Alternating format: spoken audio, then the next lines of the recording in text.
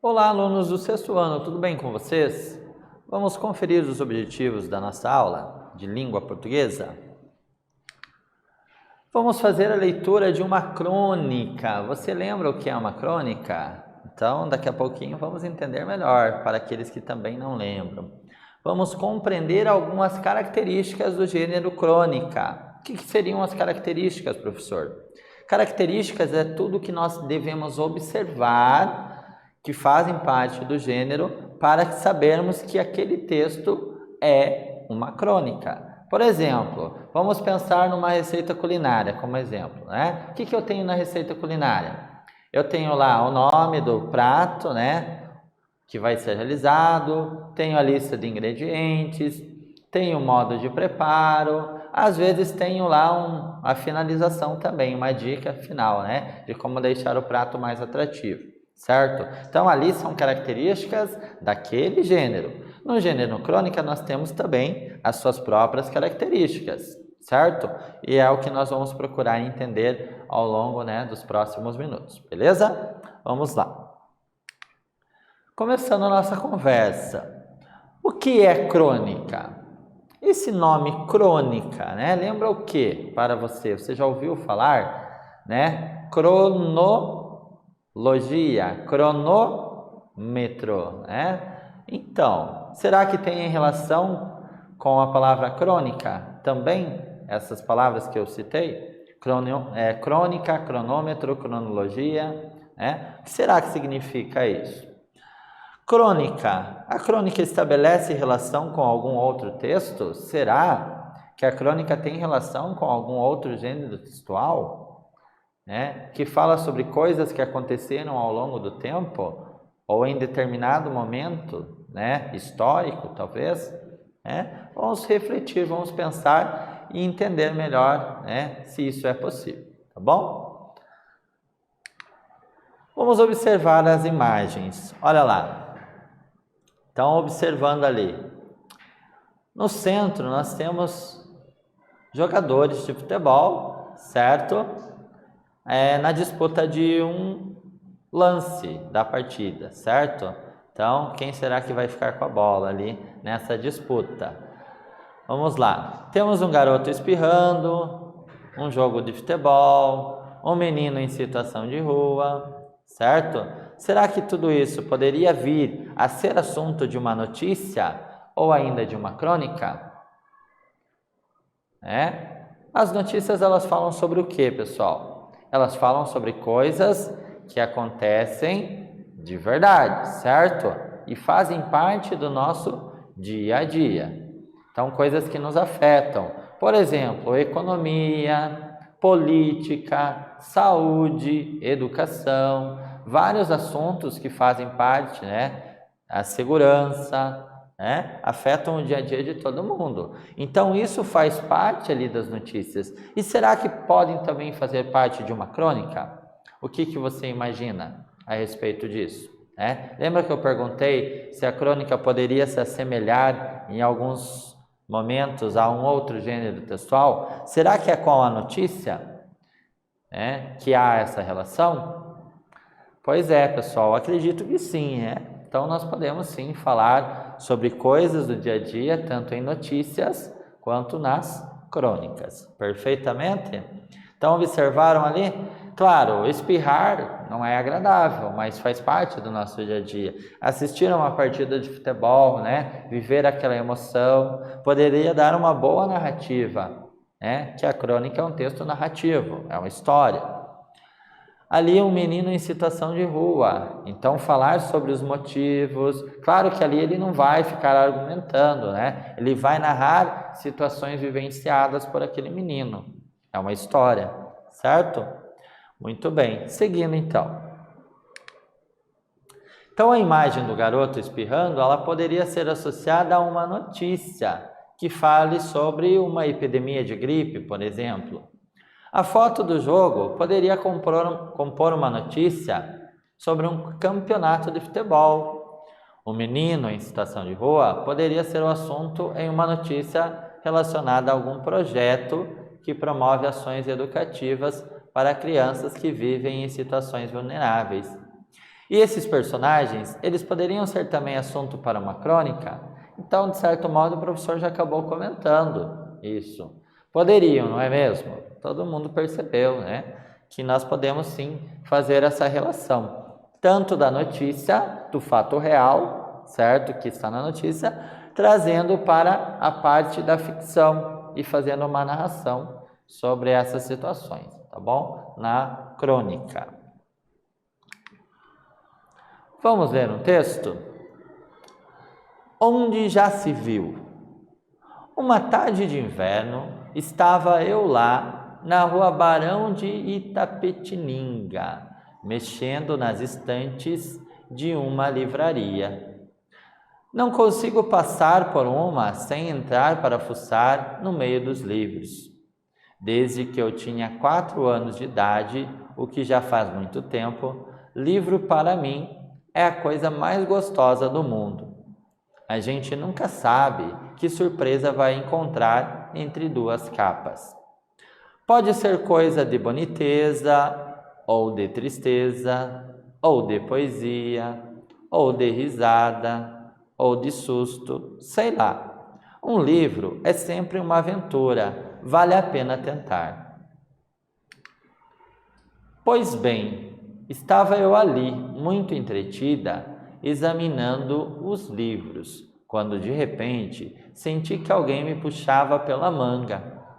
Olhei para baixo e vi um menino, um garotinho de uns 9 ou 10 anos, magrelo, sujinho, de roupa esfarrapada e pé no chão. Eu já ia abrindo a bolsa quando o garoto disse: "Escuta, dona." Naquele tempo, ninguém chamava a gente de tia. Tia era só a irmã do pai ou da mãe. "O quê?" perguntei. "O que você quer?" Dona, me compra um livro", disse ele baixinho, meio com medo. Dizer que fiquei surpresa é pouco. O jeito do menino era de quem precisava de comida, de roupa, isso sim. Duvidei do que ouvira. "Você não prefere algum dinheiro?" perguntei. "Não, dona", disse o garoto, mais animado, olhando-me agora bem nos olhos. "Eu queria um livro. Me compra um livro?" Meu coração começou a bater mais forte. "Escolha o livro que você quiser", falei. As pessoas na livraria começaram a observar a cena, incrédulas e curiosas. O menino já estava junto à prateleira, procurando, examinando ora um livro, ora outro, todo excitado. Um vendedor se aproximou, meio desconfiado, com cara de querer intervir. "Deixe o menino escolher um livro", falei. "Eu pago." As pessoas em volta me olhavam admiradas. O menino acabou se decidindo por um livro de aventuras, nem me lembro qual.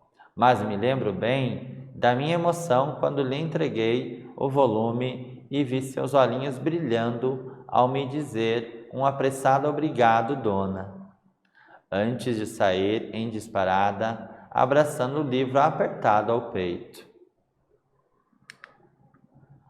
Quanto aos meus próprios olhos, esses se embaçaram estranhamente quando pensei comigo. Tanta criança rica não sabe o que perde, não lendo, e este menino pobre, que certamente não era um pobre menino, sabe o valor que tem essa maravilha que se chama livro. Isso aconteceu há vários anos. Bem que eu gostaria de saber o que foi feito daquele menino. Olha que história interessante, né? Então você percebeu que a crônica é uma história, uma narrativa, né, a respeito de um tema do dia a dia, do cotidiano. Então a situação aqui apresentada, né, sobre o menino, sobre o livro, sobre a dona, né, que não se chamava de tia naquela época, né, uma pessoa desconhecida daquele menino, enfim. Né? Olha que interessante, né? Valorizar o livro, valorizar a leitura. E aí, você tem dado valor para os livros? Você tem lido bastante?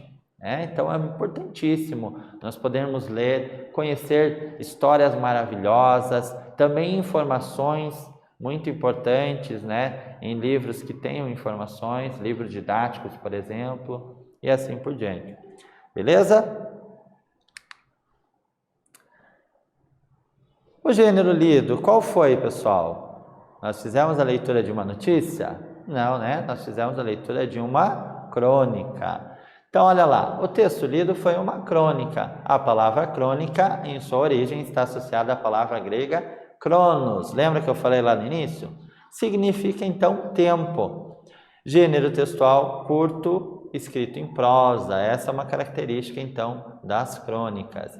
Tratam de acontecimentos corriqueiros, do dia a dia, sejam do cotidiano, Pode ser uma notícia ou um fato do dia a dia.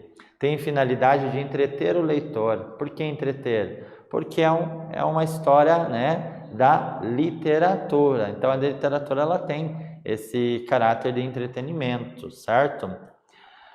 Pode falar, então, sobre problemas, sociais diversos, Mistura trechos narrativos, expositivos e informações para explicar algo. Vamos à nossa atividade de número 1, tá bom? Qual fato ou situação foi o ponto de partida da crônica de Tatiana Belink? B. Em sua opinião, a narradora realmente vivenciou o fato ou situação ou ela o criou? E C. Quando e onde o fato aconteceu? Pense a respeito, já voltamos.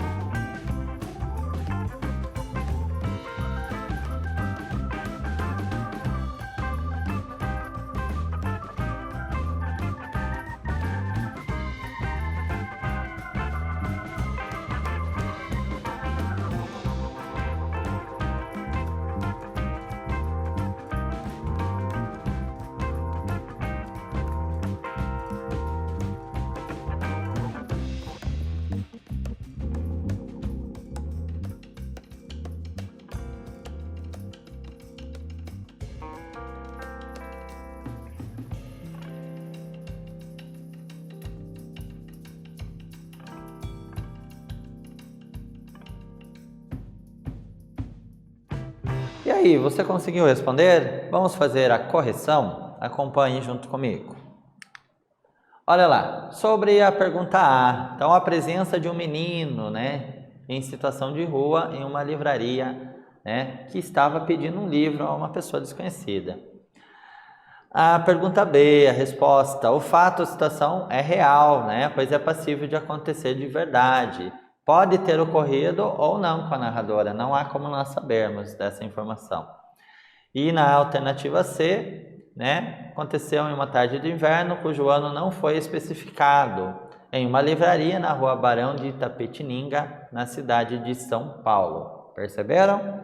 Muito importante, Então, essas informações nós poderíamos fazer a busca, então, no texto, beleza?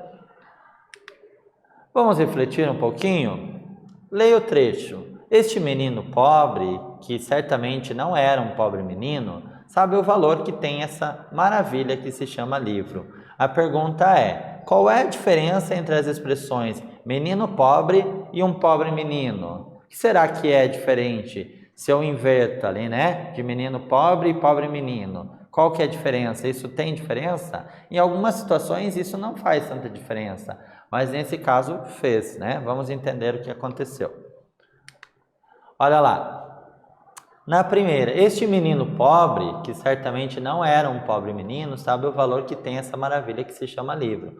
Menino pobre aqui refere-se a uma condição financeira no qual ele se encontra, diferentemente de pobre menino, que pode ser uma expressão de pena, ou seja, quando o personagem diz não era um pobre menino, significa dizer que a condição dele de gostar de ler o tirava de uma condição de coitado. Isso nos faz refletir sobre o funcionamento do adjetivo pobre, que apenas por sua posição na frase acaba alterando então o sentido do substantivo menino, tá bom? Então, quando eu uso antes ou depois a expressão, isso faz diferença no sentido, tá bom?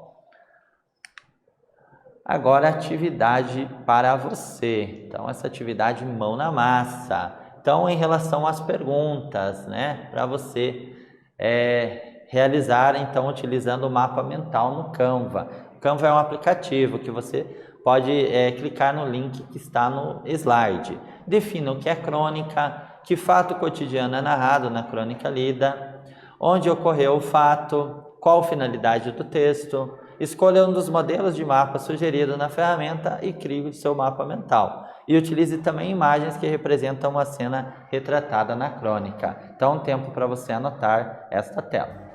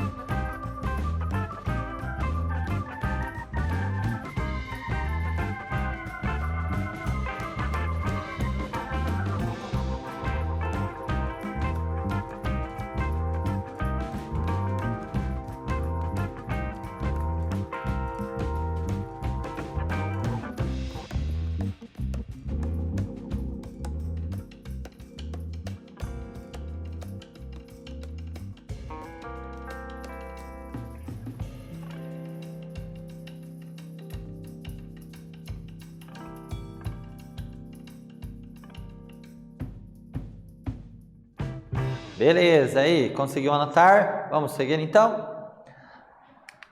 Agora, atividade número 2, né? Em um trecho da crônica é dito que o menino pediu o livro meio com medo. Analise a situação e explique o porquê de ele ter tido, né, esse medo ou ter tido essa reação.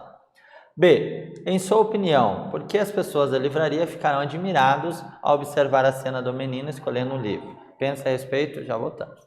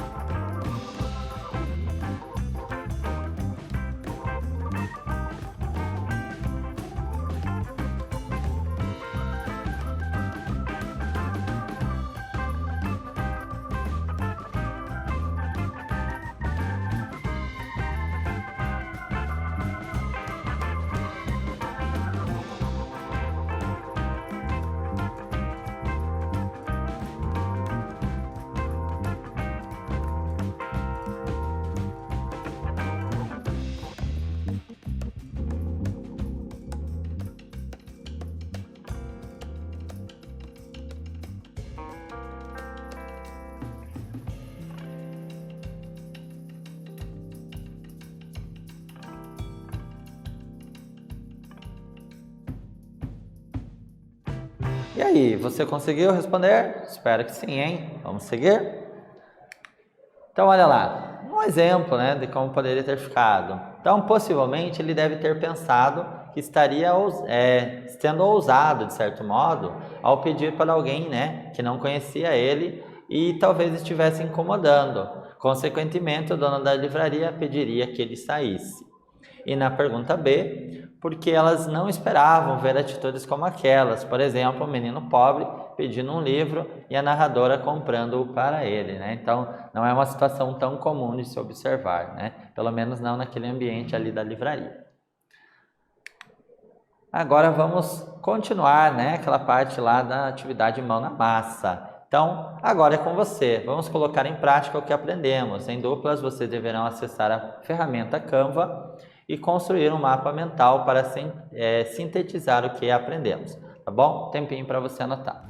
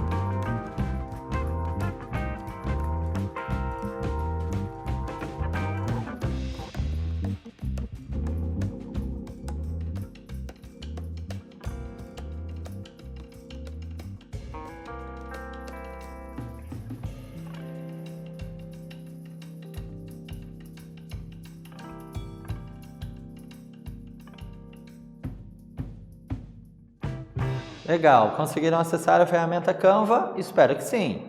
Agora vamos a mais um passo. Olha lá. Observe então, né, que no centro do mapa você pode incluir o título da crônica. Então você edita lá na ferramenta e coloca lá o título da crônica. Olha ali, onde já se viu, foi o título da crônica que a gente leu, né? Então você inclui ali e ao redor você pode incluir respostas para perguntas norteadoras ou informações a respeito dessa crônica. Mais um tempinho para você anotar isso.